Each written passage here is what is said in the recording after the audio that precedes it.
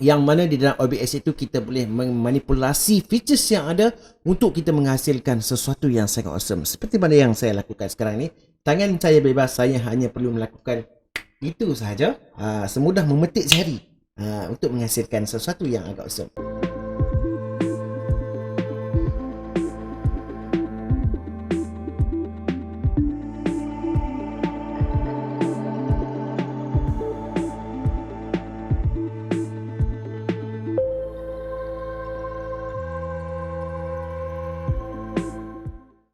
Assalamualaikum warahmatullahi wabarakatuh. Welcome back guys to my channel bersama saya Syed Rasmin dalam Syed Rasmin Channel.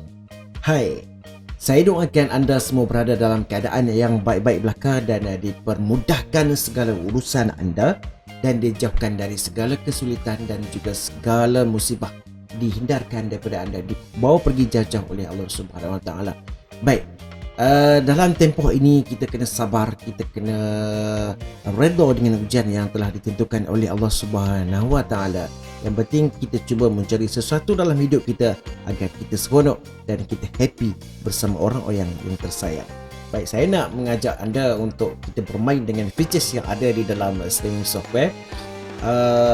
Seperti biasa dalam siri yang ke-6 ini kita akan lanjutkan tips dan juga trik bagaimana kita ingin dapatkan keseronokan dan kepuasan bermain dengan streaming software. Sudah pasti streaming software ini sangat powerful dan ianya sangat produktif sekiranya anda dapat kuasai penggunaannya secara optimum. Okay guys, kalau anda perasan di sini pun kita bermain dengan multicam, multicam kamera 1 dan juga kamera 2. Itu sesuatu yang ada di dalam streaming software yang percuma dan anda tidak perlu plug in pun, anda tidak perlu install pun, anda hanya perlu menggunakan feature-features yang telah sedia ada di dalam streaming ini. Okay, sebagai contoh sekarang ini saya bergerak ke cam 2 dan di cam 2 ini saya dapat bersama dengan anda seperti biasa, sama juga seperti mana saya menggunakan cam 1 ini, dan ini adalah kelebihannya. Dan di sini saya ingin nak mengajak anda lah, pada yang sering menggunakan recording screen yang lain yang perlu ada bayar, yang limit, yang featuresnya tidak penuh dan anda perlu bayar untuk mendapatkan full versionnya. Kenapa anda tidak beralih ke OBS ataupun Prism untuk mendapatkan recording screen yang seperti ini? Kerana ia sangat percuma dan pelbagai jenis record captured anda boleh masukkan. Gaming ada, display ada, window ada, pelbagai jenis. So anda boleh rujuk video yang keempat, siri keempat, bagaimana kita boleh masukkan elemen-elemen sources itu di dalam live stream kita untuk kita gunakan mode captured yang ada di dalam streaming software ini. Simple guys, tak perlu nak gunakan software-software luar, kerana di dalam streaming software ini telah ada sesuatu yang sangat menarik dan sangat awesome, dan anda pasti teruja sekiranya anda ingin mencuba dan terus belajar berkaitan dengan penggunaan software ini. Tak rugi guys belajar, kerana dalam hidup ini kita mesti terus belajar dan terus belajar. Bila kita belajar, kita akan dapat lebih lagi apa yang kita rasa kita tak tahu, dan kita akan lebih tahu sekiranya kita terus mencari. Simple guys. Baik, saya nak mengajak anda, saya nak tunjukkan kepada anda di manakah kita boleh install software-software ini dan apakah software yang saya gunakan dalam PC saya ini secara percuma untuk hasilkan video-video production yang seperti ini. Baik, yang pertama saya ingin mengajak anda ke page, iaitu ke OBS, dan di dalam OBS ini anda boleh tengok kita boleh download OBS live streaming melalui menu yang ada. Download OBS live itu. Okey, jadi semudah saja, dan kalau anda boleh tengok di bawah itu adalah ciri-ciri yang ada pada OBS. Dan yang kedua iaitu live broadcasting made easy. Dia punya kod pun dah simple. Okey, anda boleh download Prism Live Studio di sini dengan menggunakan menu download yang ada, dan anda boleh explore ciri-ciri yang ada di dalam ini dengan mudah sekiranya anda masuk ke laman web ini. Baik, saya nak mengajak anda ke tutorialnya, iaitu di OBS itu sendiri, yang mana di dalam OBS itu kita boleh memanipulasi features yang ada untuk kita menghasilkan sesuatu yang sangat awesome. Seperti mana yang saya lakukan sekarang ni, tangan saya bebas, saya hanya perlu melakukan Itu sahaja. Semudah memetik jari untuk menghasilkan sesuatu yang agak besar. Alright. Itu dia kelebihan streaming software. Baik, bagaimana kita nak menghasilkan ni, saya akan tunjukkan kepada anda dengan menggunakan perisian OBS. Sama sahaja prinsip OBS dan juga Prism. Dan kita nak tunjuk ini adalah bagaimana kita nak menghasilkan penggunaan hotkey dalam live streaming software kita. Jom guys, kita tengok tutorialnya. Switch to OBS. Nampak? Petik jari gitu je. Alright. So ini adalah OBS anda yang mana anda boleh download. Saya pakai versi 27.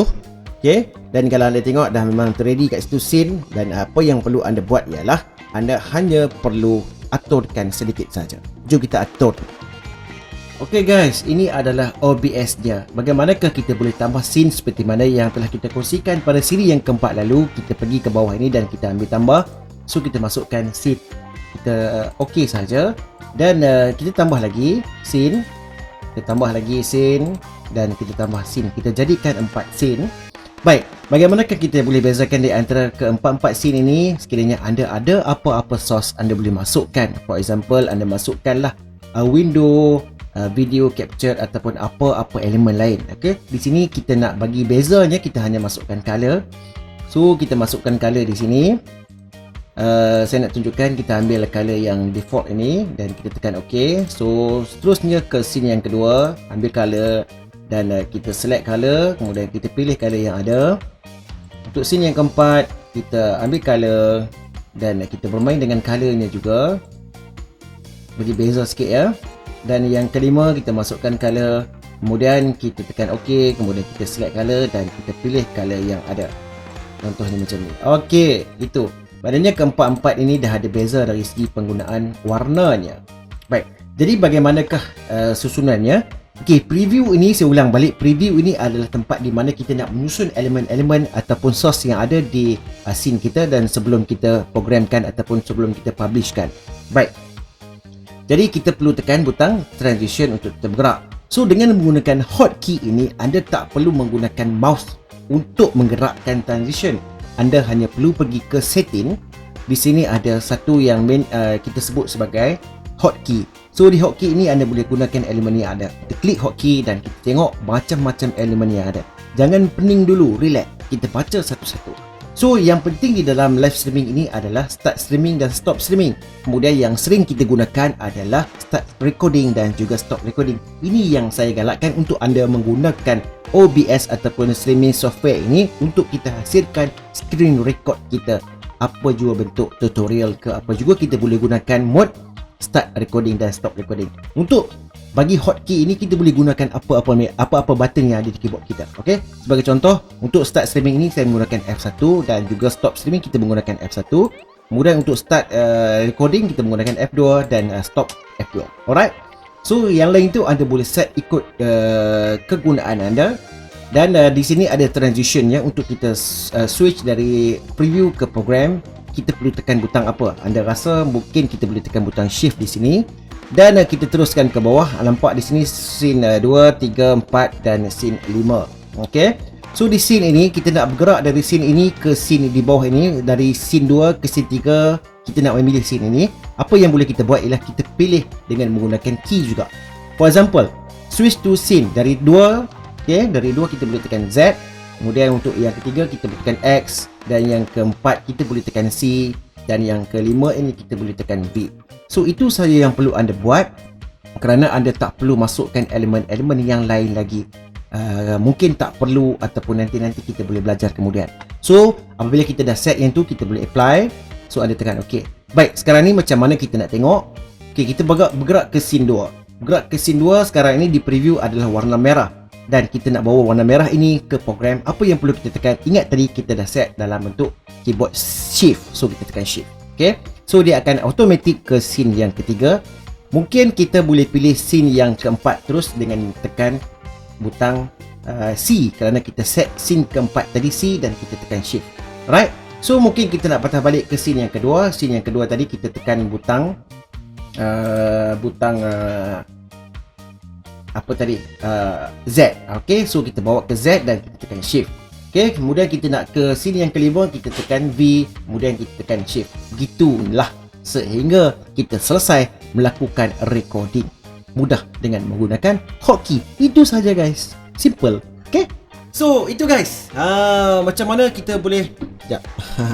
Macam mana kita boleh bermain dengan hotkey yang ada di live streaming software untuk kita dapatkan sesuatu yang awesome, dan ia sangat memudahkan anda untuk menghasilkan sesuatu yang pada anda mungkin memberikan impak yang sangat positif dan ia memujakan. Okay? Saya pun teruja lah bila kita pakai benda macam ni. Sebab ia menjimatkan masa kita sebenarnya untuk kita menghasilkan sesuatu yang lebih produktif dengan menggunakan streaming software. Dan sekali lagi saya ulangkan kepada anda, jangan anda gunakan recording screen yang lain, gunalah OBS ataupun Prism kerana ia sangat awesome. Itu saja guys daripada saya, bagaimana kita nak menggunakan hotkey di dalam live streaming software kita. Okay? Semoga ianya dapat membantu anda dan teruskan support saya untuk hasilkan video-video yang menarik untuk anda dan sama-sama kita berkongsi supaya kita sama-sama belajar dan kita sama-sama dapat manfaat. Jaga diri guys. Assalamualaikum warahmatullahi wabarakatuh. Bye-bye.